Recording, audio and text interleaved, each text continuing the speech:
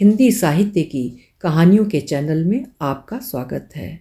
आज सुनिए वरिष्ठ लेखिका मीरा सीकरी की लिखी हुई कहानी सच्चो सच। मीरा सीकरी जी एक महत्वपूर्ण हिंदी लेखिका हैं जो अपनी कहानियों के माध्यम से मानवीय रिश्तों और स्त्री की आंतरिक जीवन का मार्मिक चित्रण करती हैं। प्रस्तुत है कहानी मेरी जुबानी। मैं हूँ सीमा सिंह। उसने सोचा, घंटी बजाने की क्या ज़रूरत है, छत पर ही तो लोहड़ी जलाई होगी। वो सीधा ऊपर छत पर ही पहुंच जाती है।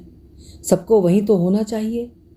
15 दिनों से वो यहाँ आना जाना कर रही थी, पर अब जबकि कल परसों तक उन्हें पाकिस्तान लौट जाना है, वो अपने को रोक नहीं सकी थी। उसने सोचा वो मिलेगी तो ज़रूर, देखेगी तो सही कि शांति बहन जी कैसी दिखती हैं। अब दिखने शब्द पर उसे अपने पर ही हंसी आ गई। 50 की तो खुद होने को आई, वो तो उससे 10-12 साल बड़ी होंगी। इस उम्र में क्या दिखना। हाँ, मिलना कहे तो बात समझ में आती है। चौतल्ले की छत पर वो पहुंच गई, पर उसकी सांस बुरी तरह फूल रही थी। छत पर म्यूजिक लगा हुआ था। घर के बच्चे और शायद उनके दोस्त यार झूम झाम रहे थे। बीचों बीच तसले में आग जल रही थी। कोई कुर्सी हो तो बैठ जाए। वो उसे लगा उसे बुरी तरह चक्कर आ रहा है। वो बिना किसी की परवाह किए आखिरी सीढ़ी पर ही बैठ गई। किसी बच्चे ने उसे धम्म से बैठते देख गोलू को कहा होगा, तो गोलू उसके पास आकर पूछ रहा था, क्या हुआ मौसी? कुछ नहीं, 2 घूंट पानी पिला दे बेटा। पानी पीकर वो अपने को नियंत्रित कर चुकी थी। हफनी रुक गई थी। आखिर एक सांस में चढ़ने की क्या ज़रूरत थी उसे? उसने सोचा, वो अब एक अधेड़ महिला है, छोकरी नहीं। जरूर शांति बहन जी से मिलने की उत्सुकता थी, जो अपने आप को भी इस तरह भूल गई। पूरी तरह से अपने पर काबू पा लेने के बाद उसने गोलू से पूछा, शांति बहन जी कहाँ हैं? वे सब तो नीचे ही हैं मौसी। शांति मौसी को तो आग से बहुत डर लगता है, वो तो ऊपर आई ही नहीं। आपको नीचे छोड़ाऊं? गोलू ने पूछा। नहीं नहीं, मैं चली जाऊंगी, उसने कहा। 2 मिनट वहीं और बैठकर वो नीचे उतरी। ड्राइंग रूम इनका फर्स्ट फ्लोर पर है। 2 तल्ले उसे उतरने थे, पर उतरना इतना मुश्किल नहीं जितना चढ़ना होता है। ड्राइंग रूम का दरवाज़ा खुला ही था, पर ड्राइंग रूम में कोई दिखाई नहीं दे रहा था। भीतर जाकर अच्छी तरह से देखने पर कोने में एक महिला बैठी दिखाई दी। इन्हें तो कहीं देखा लगता है, उसे ऐसा लग रहा था। कहाँ? और अचानक उसके दिमाग में कौंधा, अरे यही तो पिछले रविवार लेखिका संघ की बैठक में महिलाओं की अस्मिता पर बोल रही थी। वो थोड़ी देर से बैठक मतलब गोष्ठी में पहुंची थी। उनका नाम नहीं सुना था उसने। तो क्या ये शांति बहन जी ही हैं? उसने तो सोचा था कोई गोरी चिट्टी मोटी लटकी हुई काया वाली मुसलमानी बुढ़िया होगी, पर यह तो पतली दुबली, नफासत में भरी, आत्मलीन, बौद्धिक प्रभाव डालती, कमनीय, शांत सी महिला हैं। उन्हें देखते हुए वो वहीं की वहीं खड़ी रह गई। उन्होंने भी उसे वहाँ खड़ी देख लिया था, इसलिए बोली, आइए आइए, पुष्पा शायद किचन में कुछ काम कर रही है। मैं उसकी मौसेरी बहन हूँ शांति। शांति सुन शांति सी पड़ गई उसे। नाम सुनने के लिए उसकी सारी काया ही कर्णमय हो रही थी। महिला संघ में आप? उसने अधूरा ही वाक्य छोड़ा। हाँ, मैं ही थी, पर निमंत्रण पत्र में तो आपका नाम। उसे 2 नाम याद आ रहे थे, फहमीदा रियाज या तस्लीमा नसरीन जैसे, पर शांति बहन जी उसकी जिज्ञासा को भाप गई थी। उन्होंने अत्यंत सहजता से कहा, एस अहमद, वहाँ पाकिस्तान में यानी लाहौर में यही हूँ ना मैं? शांति बहन जी कहते हुए वो आगे बढ़ी, पर उसकी संभावना के अनुकूल ना तो उन्होंने उसे गले लगाया, न मुसलमानी बुढ़िया की तरह उसे मेरी जिंद अर्थात जान, मेरी चन्न अर्थात चांदनी कहा। बस अपने हाथ में उसका हाथ पकड़ लिया। बहुत देर तक वो ऐसे ही हाथ पकड़े बैठी रहीं। वर्षों पहले, शायद पूर्व जन्म में, ऐसे ही एक दिन वो उसका हाथ पकड़कर उसे थड़े अर्थात चबूतरे से अंदर ले गई थी। गली की सबसे बड़ी हवेली की मालकिन की बेटी थी वो। विधवा का अर्थ न समझते हुए भी हमें ये मालूम था कि वो बाल विधवा हैं। सफ़ेद मकराने के पत्थर की ऊंची हवेली थी उनकी, जिसके फर्शों को वो अपने हाथों से चमकाया करती थीं। शायद गवर्नमेंट कॉलेज में पढ़ती थीं। एकदम भक्क सफ़ेद कपड़े पहने, लेस वाला सफ़ेद दुपट्टा सिर पर ओढ़े वो गंभीर मुद्रा में उनको गली में से निकलते देखती थी। गली के बाहर पर्दे वाला तांगा आता था जिसमें बैठकर कॉलेज जाते हुए उन्हें हम देखते थे। उनको देखना हमें अच्छा लगता था, पर उनकी हवेली के पास जाते डर लगता था। ताई जी से सारे गली वाले जिसे भी ज़रूरत होती सुबह लस्सी लेने जाते थे। अक्सर लोग अपने बच्चों को ही भेजते थे, पर उसे हमेशा वहाँ जाते संकोच होता था। आज भी याद है उसे। उस दिन घर पर कोई सब्जी नहीं थी। माँ ने उसे उनके घर लस्सी लेने भेजा था ताकि वो कढ़ी बना ले। डोल लेकर वो हवेली की थड़े की सीढ़ियों पर तो पहुंच गई थी, पर उसके साथ कोई और नहीं था जिसके सहारे वो अंदर चली जाती। पता नहीं वो कितनी देर वहीं खड़ी रहती कि शांति बहन जी ने उसे देख लिया था। उसका हाथ पकड़कर वो उसे अंदर ले गई थी। पूरा भरकर डोल लस्सी नहीं चाहिए कहने के बावजूद उन्होंने उसका डोल भर दिया था। उसे पुष्पा से मिलवाया था। पुष्पा शांति बहन जी की मौसी की लड़की थी और गुजरात से छुट्टियां बिताने अपनी माँ के साथ उनके यहाँ आई हुई थी।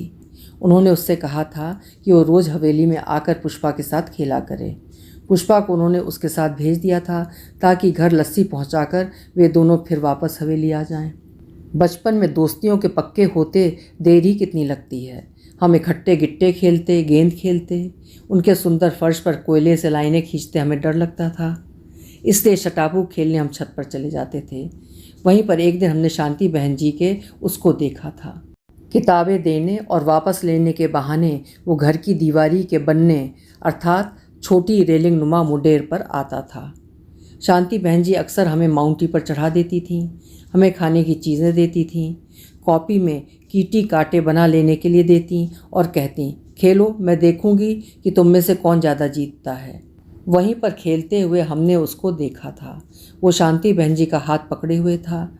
शांति बहन जी ने हमें देखते हुए देख लिया था, पर उस दिन के बाद उन्होंने हमें ओट में करना या छिपाना भी बंद कर दिया था। ये हमारी आंतरिक सूझबूझ ही रही होगी कि बिना उनके कहे ही हम समझ गए थे कि बनने वाली बात हमें नीचे ताई जी को नहीं बतानी है। उस दिन हम नीचे पहुँचे तो ताई जी और मौसी जी ने बहुत डांटा था। मोई मरजानिया, कहाँ थी तुम? शानो कहाँ मर गई? हमने तो उसे तुम्हें ढूंढने के लिए भेजा था। दंगों के दिन हैं, अग्गे लग रही है और ये सिरमोनियाँ ऊपर चली जाती हैं। फिर ताई जी खुद मुझे मेरे घर पहुँचाकर आई थी। वो शायद सन 25 की मई या जून का कोई गर्म दिन था। हमारी बजाजों वाली गली में हिंदू मुस्लिम दंगे में बड़ी जोर की आग लग गई थी। उस उम्र में हमें डर तो बहुत लगता था, पर भीषण वास्तविकता का अंदाज हमें नहीं था। हाँ, इतनी सी बात याद है कि गुरुद्वारे की मीटिंग में सारे मर्द गए थे और सबने ये फैसला लिया था, इससे पहले कि कुछ और फसाद हो, सब लोग अमृतसर, दिल्ली या जिसका जहाँ कोई हो वहाँ चला जाए। पुष्पा के पिता को तार देकर बुलाया गया था। कौन कहाँ गया किसी को पता नहीं। ये तो बरसों बाद कॉलेज में उसकी भेंट पुष्पा से हुई थी। उसकी नई नई नौकरी लगी थी और उसने उत्साह में एडमिशन कमेटी में नाम दिया था। वहीं पुष्पा अपनी छोटी बहन का दाखिला करवाने के लिए आई थी। वहीं उसी से पता चला था। उसके पिताजी ने ताई जी को बहुत समझाया था कि वो इतने भयंकर दंगों में उन माँ बेटी को अकेला छोड़कर नहीं जाएंगे, पर शांति बहन जी साथ चलने के लिए राजी ही नहीं हो रही थी। पिताजी के गुस्सा करने पर ताई जी ने कुछ गहना गट्टा तथा जरूरी सामान समेटना शुरू किया कि आंखें बचाकर शांति बहन जी वहाँ से ओझल हो गईं और अचानक हवेली के पिछवाड़े आग लग गई। पुष्पा के घर के लोग तो यही कहते हैं कि शांति ने खुद ही आग लगाई थी। अगर शांति कहीं छिपी भी थी तो ढूंढने पर भी नहीं मिली। आग के बुझने तक खुद राख होने के डर से रोती धोती शांति की माँ को जबरदस्ती वे लेकर चले आए थे। ये तो बहुत अरसे बाद किसी से पता चला था कि शांति बहन जी जिंदा थीं और वहीं सेटल हो गई थीं। ड्राइंग रूम के उस कोने में शांति बहन जी का हाथ पकड़े जिस धूप छाई यात्रा में वो सफ़र कर रही थी, पुष्पा ने उसमें ब्रेक लगा दी। अरे निन्ना, तू आ गई? चल अच्छा हुआ, वरना तेरी मुलाकात ही ना होती। सुबह 4:55 की फ़्लाइट से जा रही हैं बहन जी, रात 3 बजे घर से निकलेंगी। घर तू फ़ोन कर दे, लौटते हुए तुझे घर छोड़ देंगे। जल्दी से हम खाना खा लेते हैं, फिर तीनों गप्पे मारेंगे, फिर ना जाने कब मिलना हो। ठीक ही तो कह रही थी पुष्पा। लंबी चौड़ी भूमिकाओं का वक्त नहीं था। संकोच वाली उम्रें भी बीत गई थीं, पर मानवीय सहज जिज्ञासाओं पर अभी विजय नहीं पाई थी। शांति बहन जी, हमने तो आपको उन बन्नों, मुंडेरों और आगों के फ्रेम में ही बांध रखा है अपनी आंखों में। अब तक उस दीवार को लांघने की बात हमें नहीं बताएंगी? उसने पूछा। शायद लोहड़ी का माहौल था, या तथाकथित अपनों से सुख दुख बांटने की अंतिम सी घड़ियाँ कि बिना ज़्यादा कहलवाए शांति बहन जी ने बताना शुरू कर दिया था। हमारे पंजाब में एक कहावत है, किसी नू माह बादी किसी नू न रोए। यानी सापेक्ष दर्शन की बात है कि किसी को काली माश की दाल वात रोग कारक है और किसी अन्य को स्वादिष्ट रूप में पाचक एवं ग्राह्य।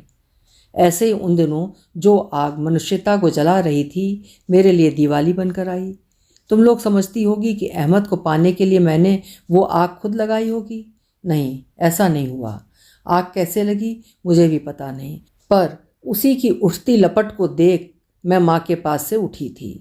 पर मैं इस बात से इनकार नहीं करूँगी कि उस आग ने मेरे जीवन में रोशनी का त्यौहार ला दिया था। बढ़ती लपटों को देख आग बुझाने के इरादे से संभवतः अहमद छत पर आया था। उसे छत पर देख आवेग में बिना आगा पीछा सोचे बनने को टाप में उसके पास चली गई थी और फिर आग को भूल हम कुछ देर अहमद की सीढ़ियों में छिपे रहे थे। जब आसपास का शोर आना बंद हो गया तो हम अहमद के घर में थे। उन दिनों हिंदू घरों की लड़कियों को घर ले आना मुस्लिम घरों में फ़ख्र की बात समझी जाती थी। तुम्हें बताने में मुझे जरा संकोच नहीं कि मैं विधवा की वीरान जिंदगी जीना नहीं चाहती थी।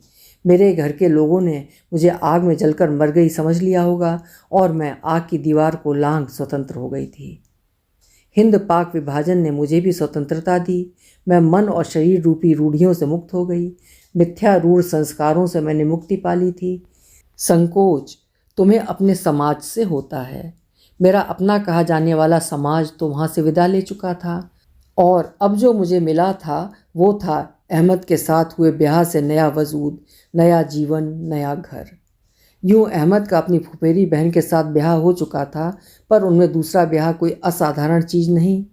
पर अहमद इसके लिए मृत्यु के दिन तक शर्मसार रहे, क्योंकि अपनी नज़र में वो मुझे अपने आप को पूरा न देने के अपराध बोध से ग्रस्त रहे। शायद इसी अपराध भाव का ही परिणाम था कि हमारा कोई बच्चा नहीं हुआ। नाम से ज़रूर मैं शांति से शान अहमद हो गई थी, पर मुझे मेरा मुक्त परिवेश देने के लिए अहमद ने अपने परिवार वालों के सहयोग से मुझे गवर्नमेंट कॉलेज हॉस्टल में रखकर बीए और एमए करवाया। अंग्रेजी साहित्य में एमए तो किया ही, साहित्य की अभिरुचि से उर्दू और फारसी साहित्य का अध्ययन और तुलनात्मक धरातल पर शोध किया। वहीं मुझे प्रोफेसरशिप मिल गई।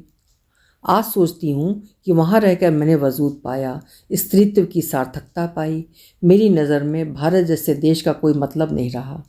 केवल माँ की याद जरूर आती थी। अभी भी अगर यहाँ के राइटर्स गिल्ड वालों ने न बुलाया होता तो सच कहूँगी कि शायद तुम लोगों से मिलने की भी कोई इच्छा न थी।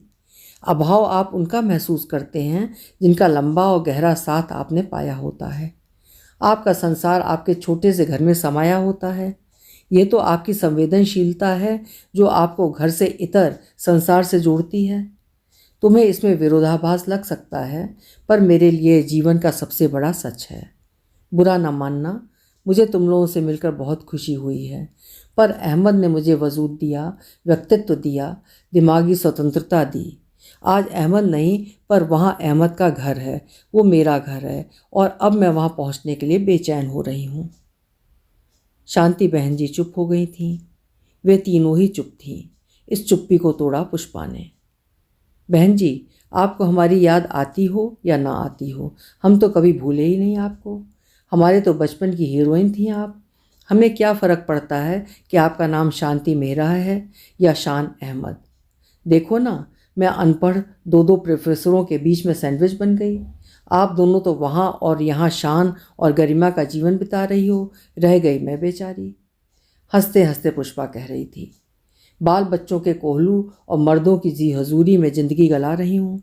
अब देखो ना, बिछड़ने का वक्त करीब आ गया। गंवार हूँ ना, आंखों का रोना भी छिपाना नहीं आता मुझे। आप लोगों के पास बैठकर अपने को खास मान रही थी, मैं भी विशेष हो गई थी। फिर रोने को हंसी में बदलते हुए बोली, देखो क्या गर्मा गर्म चाय आपके लिए लाती हूँ, आपको वक्त से भेजना भी है ना। पुष्पा किचन की तरफ जा रही थी और उन दोनों ने देखा एक साथ कि घड़ी 2:15 बजा रही थी। शांति बहन जी ने उसका हाथ एक बार फिर अपने हाथ में ले लिया था। अभी आप सुन रहे थे मीरा सीकरी जी की लिखी हुई एक उम्दा कहानी सच्चो सच। आशा है कहानी आपको पसंद आई होगी। पसंद आई हो तो कहानी को लाइक करिएगा और चैनल भी सब्सक्राइब कर लीजिएगा। कल फिर मिलेंगे। आपका समय शुभ हो।